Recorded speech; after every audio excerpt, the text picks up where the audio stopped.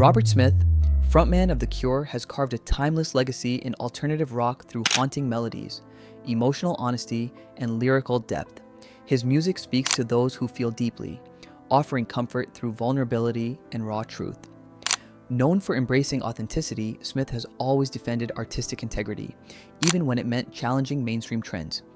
In this piece, we explore artists whose musical styles reportedly contrasted with Smith's philosophy, highlighting not hostility, but his devotion to sincere expression. Morrissey, Robert Smith, and Morrissey are often mentioned together as poetic voices of melancholy from the 1980s alternative scene.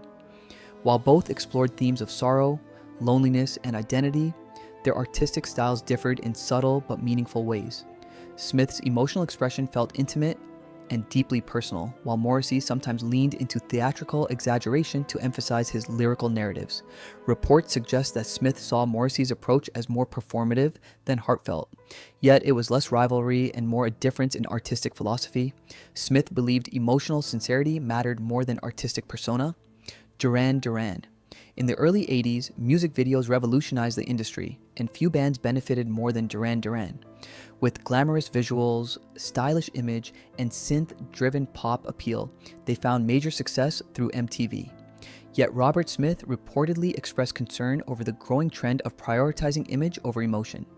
The Cure rose to fame around the same time but chose to center their music on vulnerability and introspection rather than slick presentation. Smith's critique wasn't personal. It reflected his belief that music should be a vehicle for emotional depth, not visual branding. Billy Idol. Coming from the same British punk roots, both Smith and Billy Idol began their musical journeys challenging societal norms. However, their paths quickly diverged. While Idol embraced a rebellious, radio-friendly image that appealed to mainstream audiences, Smith stayed loyal to the emotional honesty of the early underground punk ethos.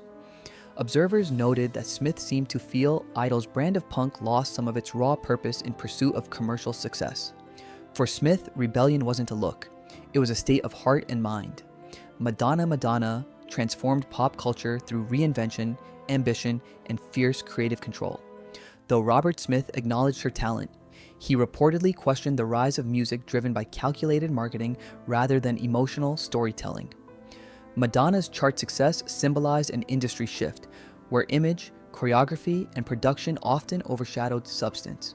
Smith believed music should reflect human truth, flaws, and vulnerability, and he remained committed to honesty even when emotional complexity didn't guarantee radio play. George Michael. George Michael was a gifted songwriter whose powerful voice and emotional themes resonated worldwide. However, his polished production style contrasted with Robert Smith's preference for raw emotional texture.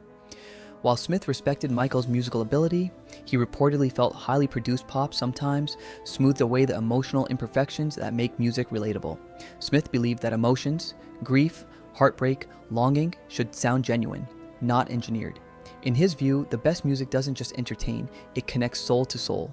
Bono and U2 built their brand on massive arena tours, sweeping anthems, and global social activism. While Robert Smith respected passion and ambition, he favored a more quiet and personal approach to art. U2's dramatic style and Bono's loud public persona differed greatly from Smith's introspective and intimate musical world. Smith reportedly preferred art that whispers to the heart rather than shouts to the stadium, valuing subtlety over spectacle.